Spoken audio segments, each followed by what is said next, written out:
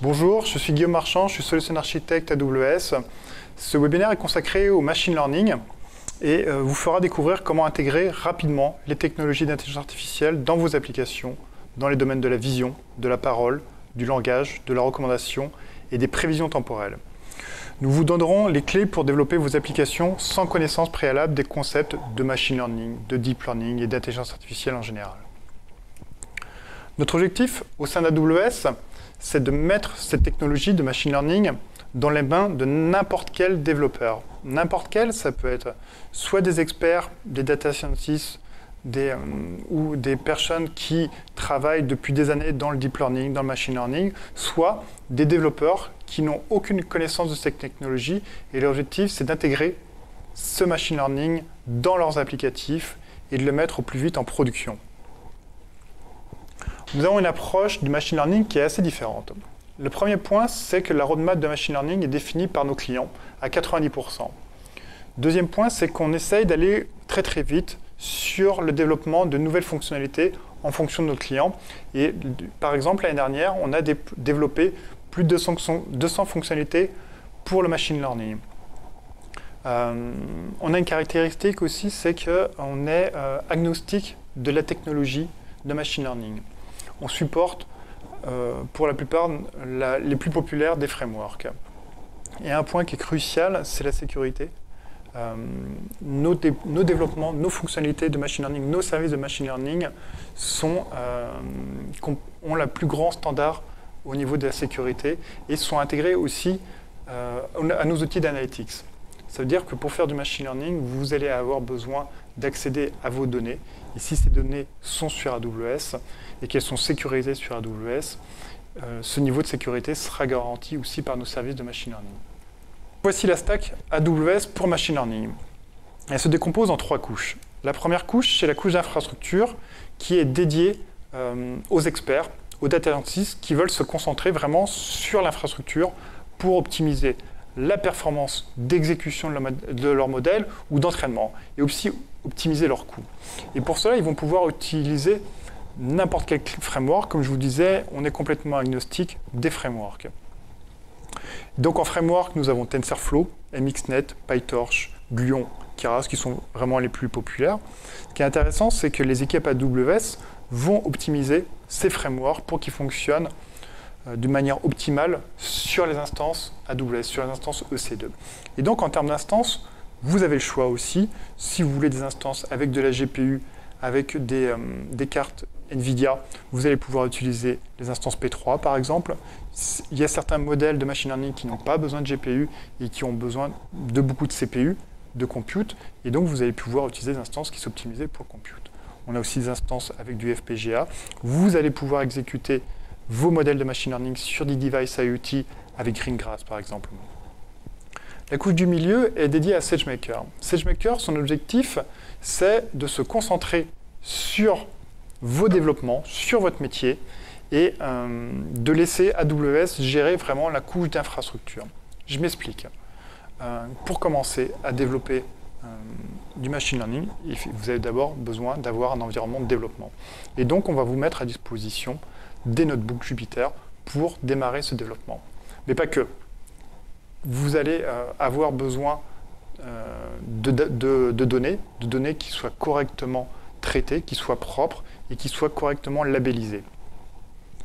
Et donc, ce travail de labellisation, c'est un travail fastidieux qui est humain et on va automatiser ce process avec GroundTruth. Donc, vous allez pouvoir générer un workflow de labellisation, mettre en place des équipes métiers qui vont pouvoir labelliser soit des images, soit du texte pour construire vos datasets. Ensuite, une fois que vous avez ça, un environnement de développement, des données qui soient propres, vous allez avoir besoin de choisir un algorithme ou développer votre propre algorithme. Et pour ça, on vous propose des algorithmes qu'on appelle built-in, donc qui sont développés par AWS, qui sont maintenus par AWS à l'état de l'art et que vous allez pouvoir utiliser pour entraîner votre modèle avec votre donnée.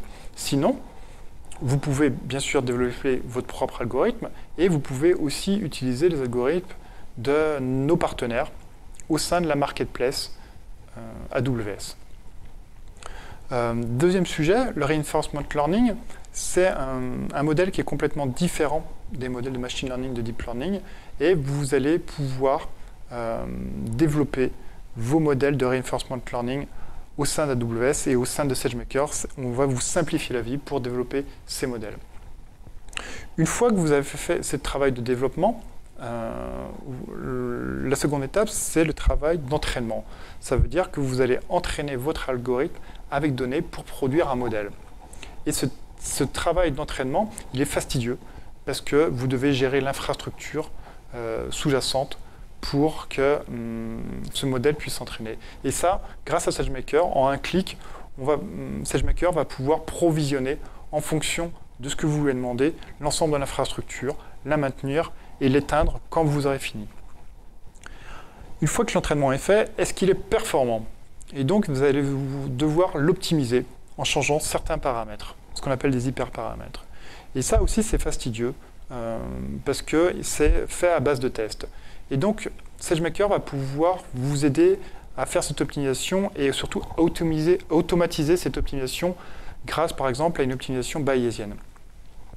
Une fois que votre modèle est entraîné et optimisé, on arrive à l'étape de déploiement. Et encore une fois, ce déploiement, en un seul clic, va être géré par SageMaker. Et enfin, l'hébergement. Comment vous allez héberger ce modèle de machine learning et comment il va passer à l'échelle. Ça, SageMaker va le prendre en charge et vous n'aurez pas à gérer la gestion de cette production. Et enfin, la couche du dessus, celle qui va nous intéresser aujourd'hui, ce sont les services d'intelligence artificielle. Et ceux-là sont dédiés aux développeurs qui n'ont pas de connaissances ou peu de connaissances sur machine learning. On a plusieurs blocs. Le premier bloc, c'est la vision.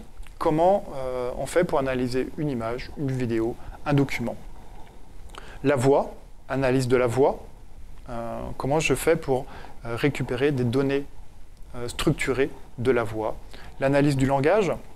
J'ai un texte qui est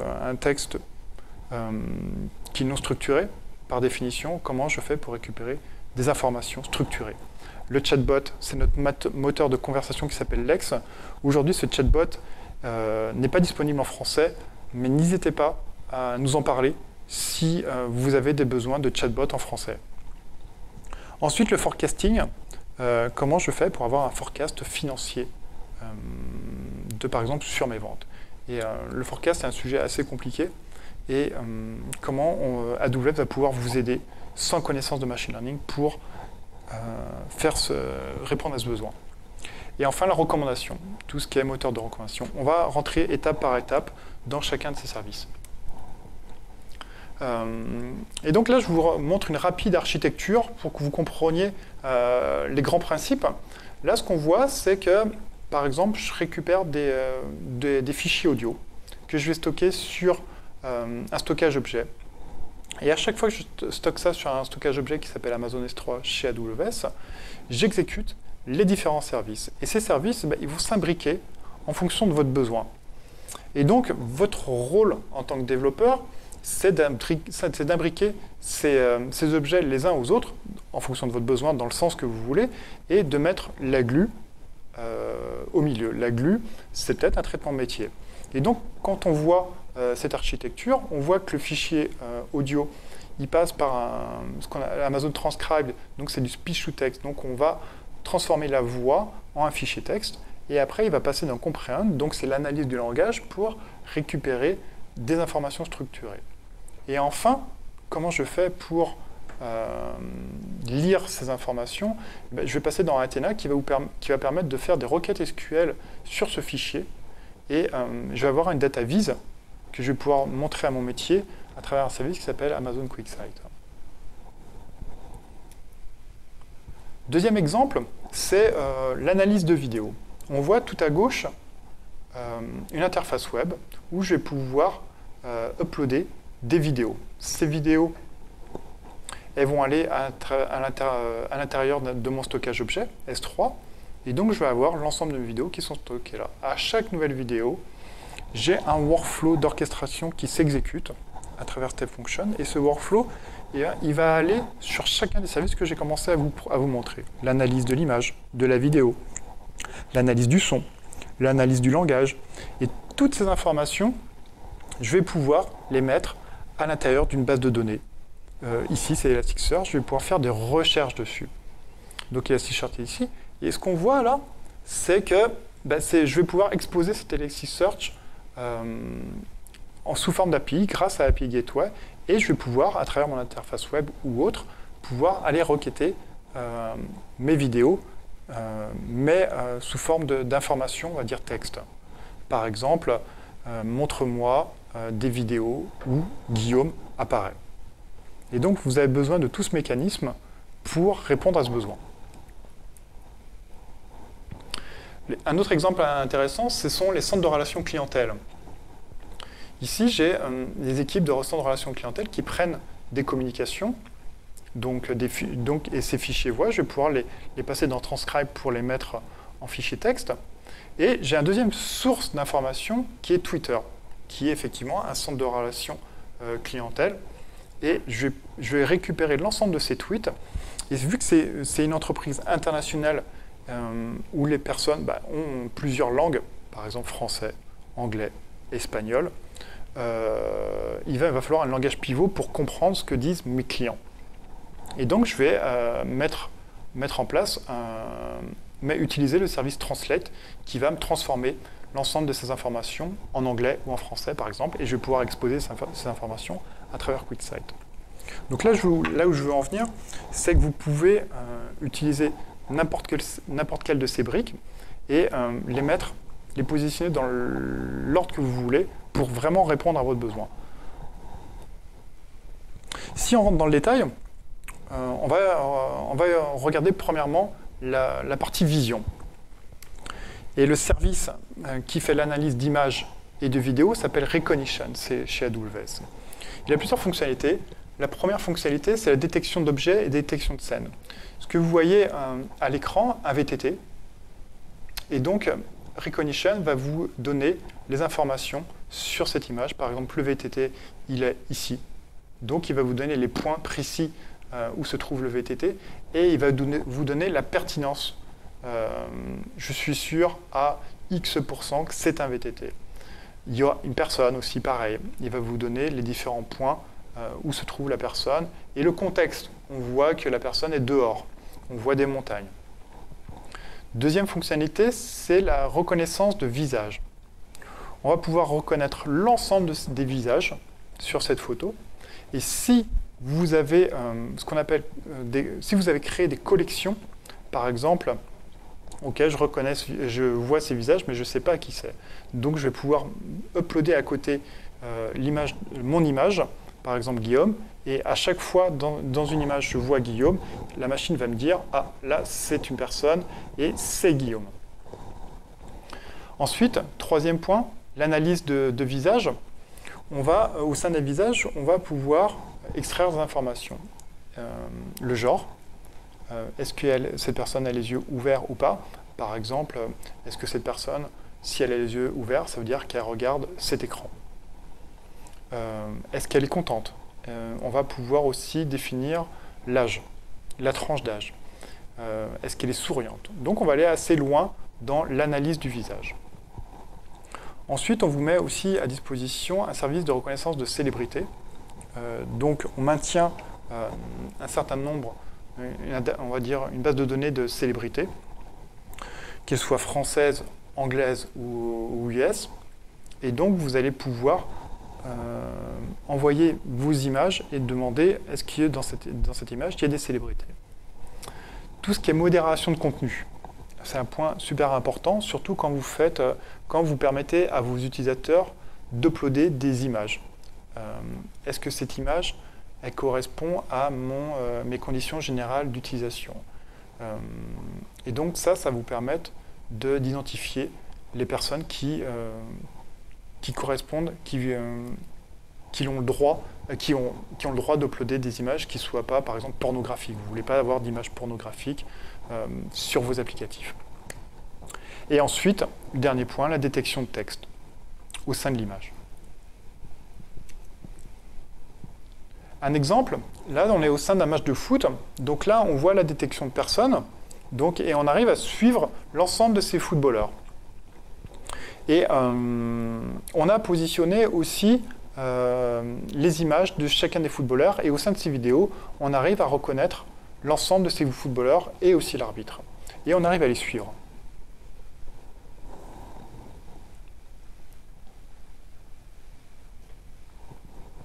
Service suivant, Textract. Le constat aujourd'hui, c'est qu'il y a des milliards de documents qui sont générés chaque année, et la plupart sont encore au format papier. Et pourquoi il est nécessaire d'analyser tous ces documents en fait? L'objectif de nos clients, c'est de chercher d'explorer cette masse d'informations, aussi à des fins de contrôle et de conformité, oui, et automatiser le process manuel.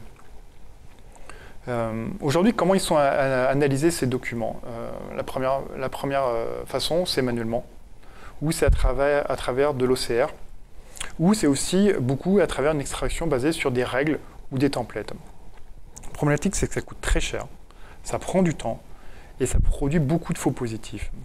Et l'autre problématique, c'est que par exemple, les technologies d'OCR, elles lient de gauche à droite, et elles ignorent la structure du document, par exemple la structure d'un tableau. Et c'est là que Textract va répondre aux besoins. Bien sûr, il fait de l'extraction de texte, de l'analyse de texte, il analyse un document, une facture, il va bien sûr détecter le texte, mais il va encore aller plus loin, car il arrive à extraire un tableau, avec des colonnes, avec des lignes, en identifiant les entêtes, et donc ce tableau, par exemple, vous allez pouvoir directement l'envoyer dans une base de données. En plus, il va pouvoir extraire les données d'un formulaire. Quand vous avez un formulaire administratif, par exemple, il va pouvoir vous dire, il va pouvoir vous donner une clé, le nom, et la valeur, c'est Guillaume. Donc il va aller assez loin par rapport à des technologies existantes. Le service suivant que je pense qu'il va vous intéresser, c'est DeepLens. Aujourd'hui, DeepLens est disponible en France. Et DeepLens, c'est une caméra vidéo pour les développeurs. Et donc, ça vous permet de construire des tests, de tester les technologies de computer vision, parce que cette caméra vidéo, elle embarque du compute, elle embarque un processeur qui va vous permettre d'exécuter vos modèles de machine learning. Donc là, au sein de ce matériel, vous avez une caméra, du compute, un processeur, et vous avez aussi de l'IoT. Donc vous avez une plateforme complète que vous allez pouvoir utiliser avec SageMaker. Vous allez pouvoir utiliser les services AIML pour tester de l'innovation, tester des nouveaux produits, des nouveaux usages. Et en plus, au sein de la console AWS, on va vous donner un environnement de développement, des exemples pour pouvoir vous initier à ces technologies de computer vision. Deuxième service, c'est DeepRacer. Et ce service est aussi du matériel. C'est une voiture miniature autonome. Donc c'est une voiture comme une voiture télécommandée. Par contre, elle n'a pas de télécommande, elle a une caméra. Et donc là, ce n'est pas du tout du computer vision. Là, on va se concentrer sur tout ce qui est reinforcement learning. Qu'est-ce que le reinforcement learning? C'est l'apprentissage à renforcement. C'est une technique d'apprentissage automatique qui va apprendre des interactions avec un environnement. Par exemple, la voiture, elle va rouler, elle va avoir des lignes, et en fonction de cet environnement, elle va faire des choix. Et le développeur va guider par exemple, cette voiture sur ses choix. Est-ce que c'est un bon choix ou est-ce que c'est un mauvais choix? Et en fonction de ce que vous lui dites, elle va apprendre petit à petit. Et donc, elle va être complètement autonome à conduire sur une piste. Et donc, les use cases de reinforcement learning, ils sont multiples, donc dans la robotique, et aussi dans les moteurs de recommandation, dans l'allocation de ressources, dans la publicité, dans les voitures autonomes, bien sûr, ce qu'on voit ici. Et donc, DeepRacer, c'est un matériel, mais au sein de la console, vous avez un environnement de développement, un environnement de simulation qui va vous permettre, étape par étape, d'apprendre le reinforcement learning. Et pour que ce soit fun, on a construit une ligue, une compétition qui va vous permettre de vous exercer. Et l'objectif, c'est de parcourir un circuit avec le plus rapidement possible avec cette voiture. Soit dans un environnement simulation à travers la console, soit directement avec les différentes ligues qui sont ouvertes dans les différents pays Il y en a eu un récemment à Paris. Et la finale sera à reInvent à Las Vegas la première semaine de décembre. Donc il est toujours temps d'y participer à travers la Ligue virtuelle au sein de la console AWS. Donc voilà pour la partie vision. Le point suivant, c'est le speech, donc l'analyse de la voix. Le premier service, c'est Polly. Son objectif, c'est de transformer du texte en voix via le deep learning. Et donc, Amazon Polly, les différents use cases, c'est par exemple la création de contenu, l'utilisation dans des applications mobiles, sur des devices IoT, aussi dans l'e-learning, dans la téléphonie, dans le développement des jeux. Et ce qui est intéressant avec Polly, c'est qu'il est disponible dans 58, il y a 58 voix disponibles à travers 28 langues, dont le français. Et là où on va plus loin, c'est que vous allez pouvoir améliorer l'intonation de Polly. Vous allez pouvoir contrôler finement son intonation, ses ralentissements, l'accélération de la voix. En plus, vous allez pouvoir rajouter du vocabulaire qui vous appartient, du vocabulaire métier. Une petite démo. Donc dans cette démo, on va envoyer du texte au service Polly. Vous pouvez envoyer du texte brut, mais dans cette démo, je voulais vous montrer les différentes intonations que vous allez pouvoir apporter. Donc je lance le son. Bienvenue chez AWS, je peux parler avec une voix plus haute ou avec une voix plus basse. J'ai un scoop à vous confier en live, je vais vous le chuchoter. Je ne suis pas humain. Le croyez-vous? Vous avez pu entendre que la première phrase, Polly a augmenté le ton de sa voix. Ensuite, elle est descendue. Et vous pouvez aussi voir que quand je lui ai envoyé un texte avec des mots anglais, scoop, live, elle a compris. Parce que en fait, c'est un modèle de machine learning et elle traduit pas, on va dire, elle traduit pas mot à mot. Elle essaye de comprendre le contexte avant de s'exécuter. Et ensuite, le chuchotement, où on va lui donner plusieurs paramètres pour pouvoir produire ce chuchotement. Le service suivant, c'est le contraire en fait. C'est ce que je vous montrais dans les différents exemples.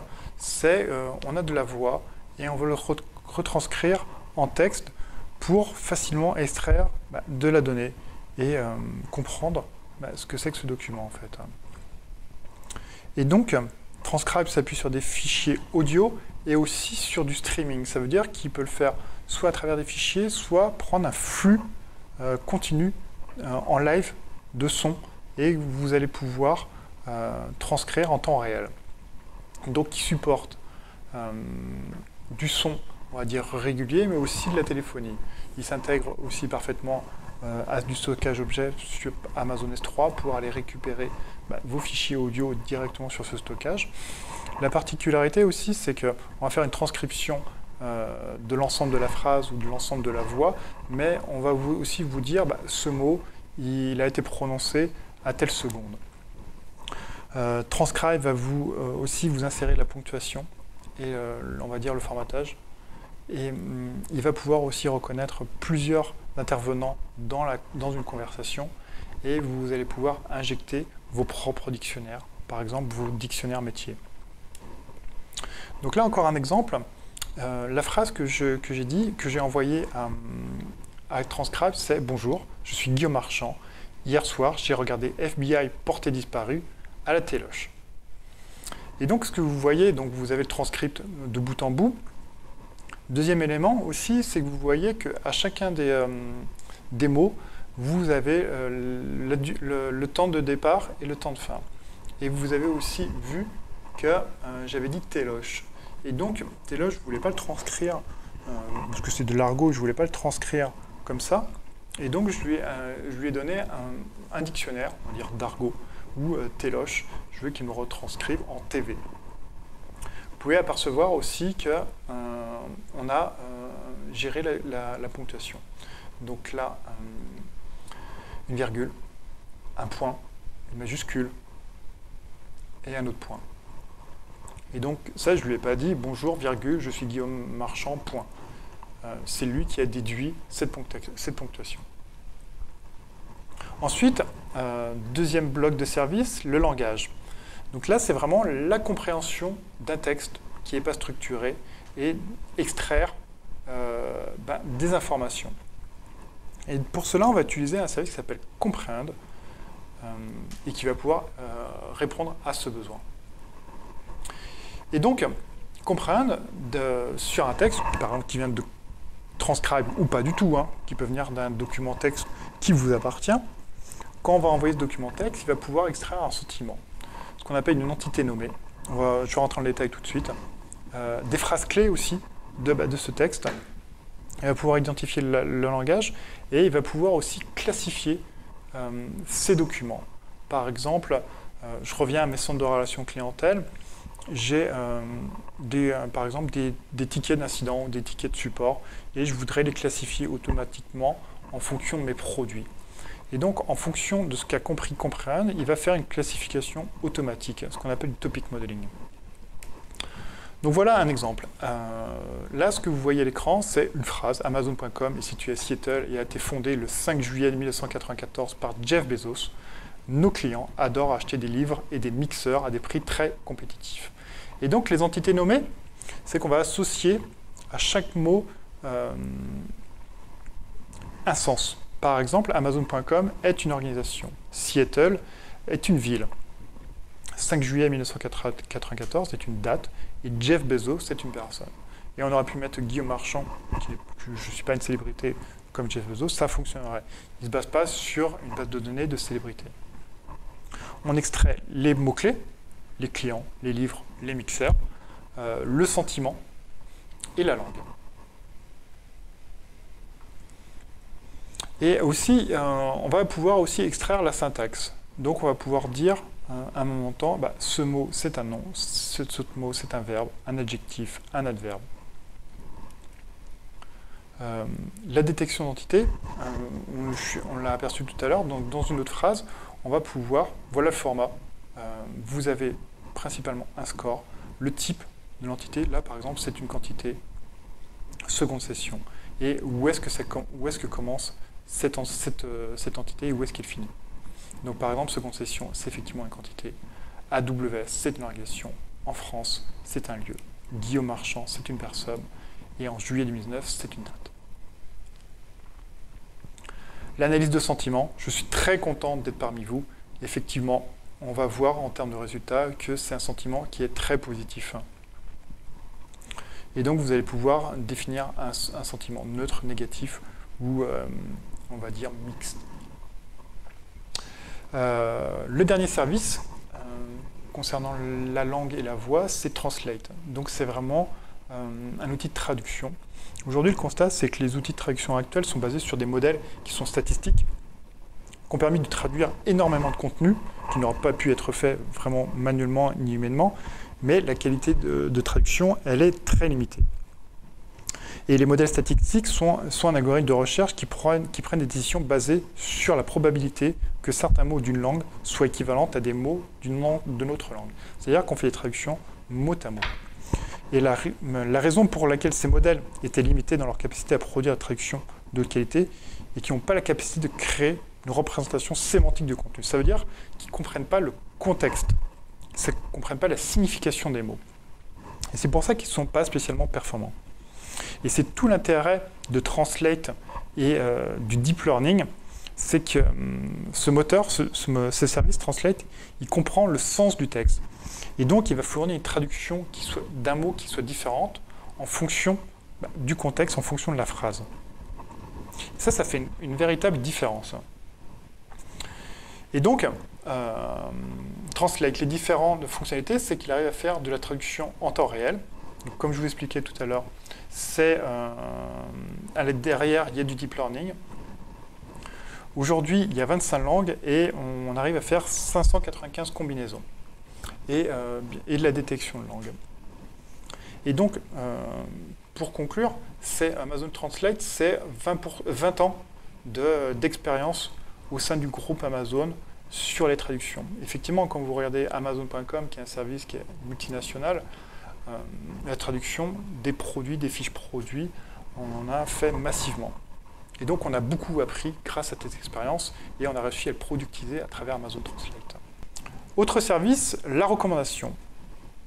Le machine learning est de plus en plus utilisé pour améliorer l'engagement des clients en leur proposant des recommandations personnalisées sur des produits, sur du contenu. Et aussi en proposant des résultats de recherche personnalisés ou des promotions marketing qui sont ciblées. La problématique, c'est que le développement, ces services de moteurs de recommandation sophistiqués ne sont pas à la portée de la plupart des organisations parce que c'est complexe. Ça demande énormément de compétences en machine learning, en deep learning. Et c'est là que Amazon Personalize intervient.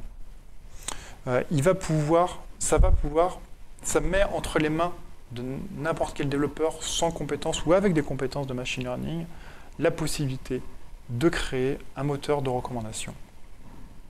Et ça pour n'importe quel use case, que ce soit un use case d'e-commerce, un use case de médias, de news, ou un use case par exemple de voyage.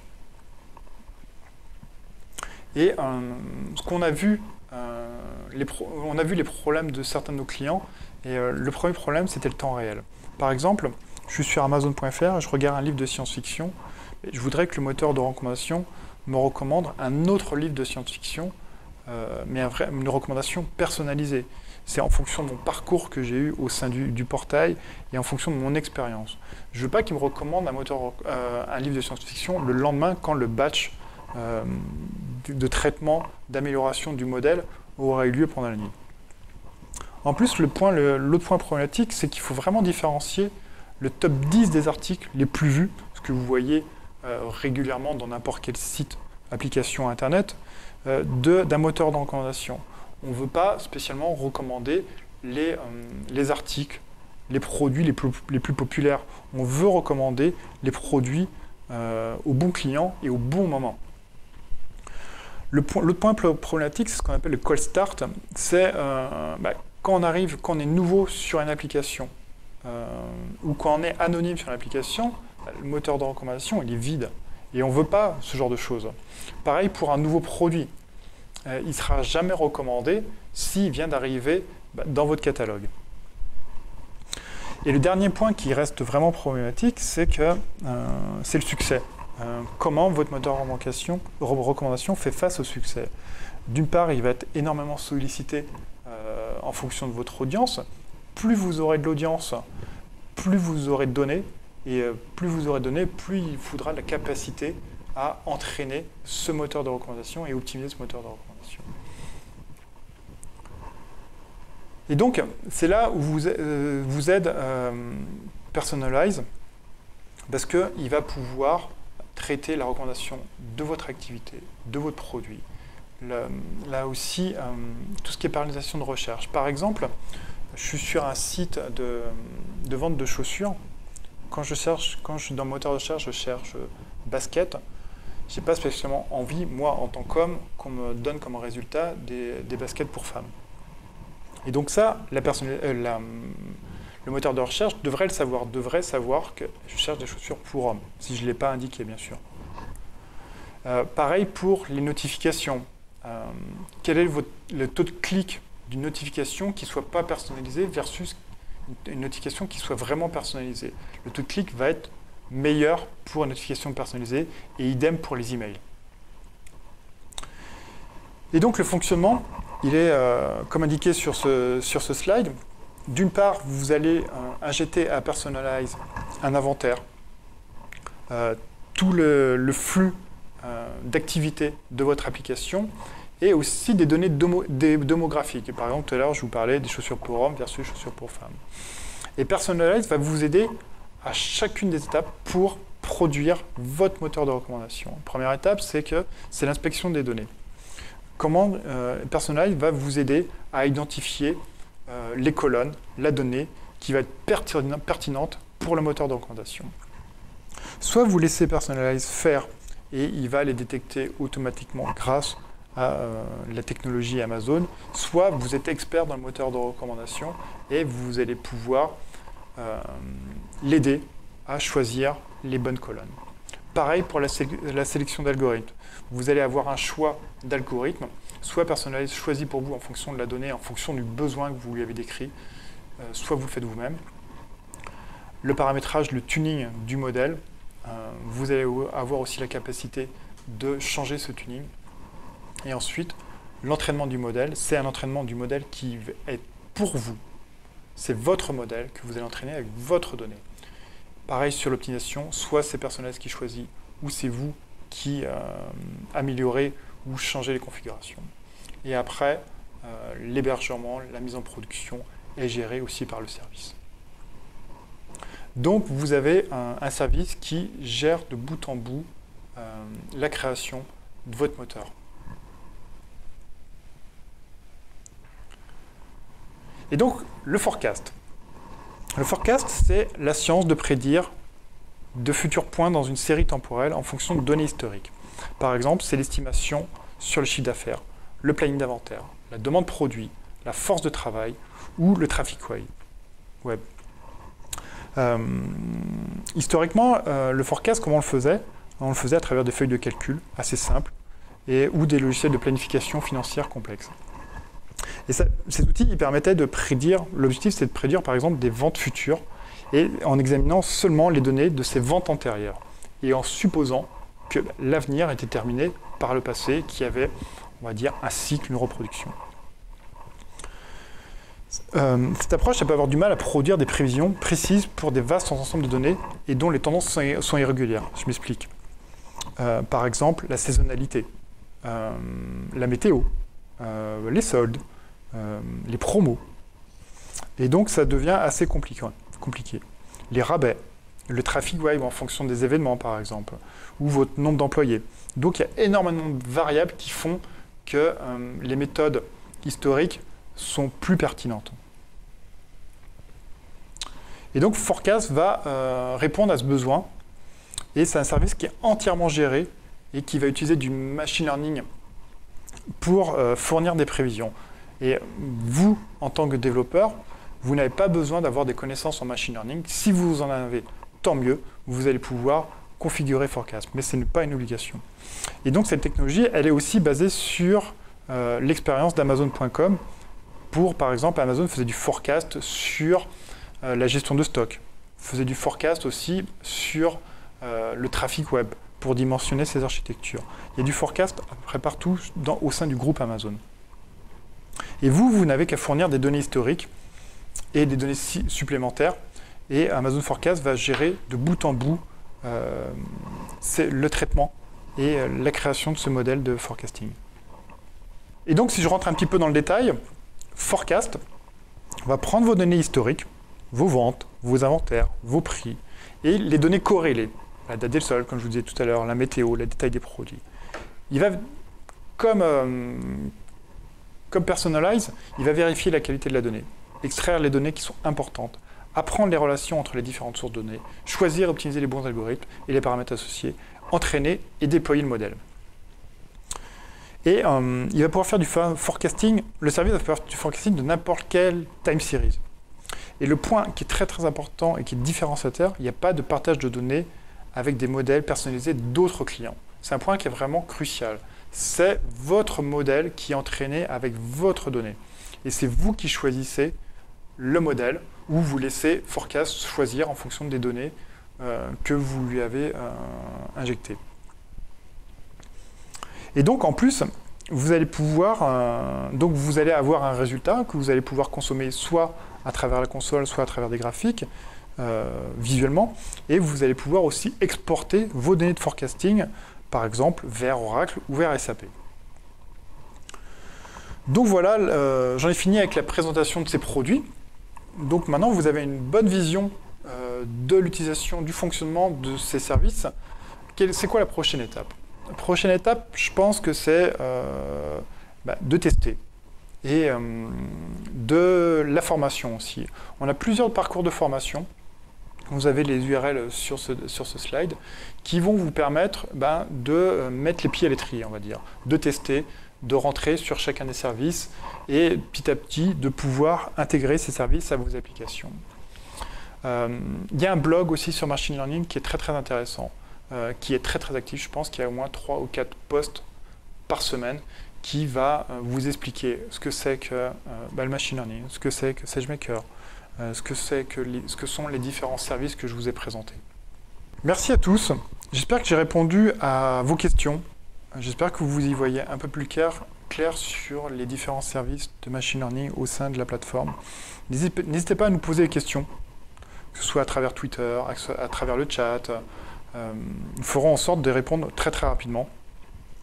À très bientôt pour le prochain webinaire. Vous avez la page sur les événements, les prochains événements AWS. Je vous souhaite une très très bonne journée et à très bientôt. Merci beaucoup.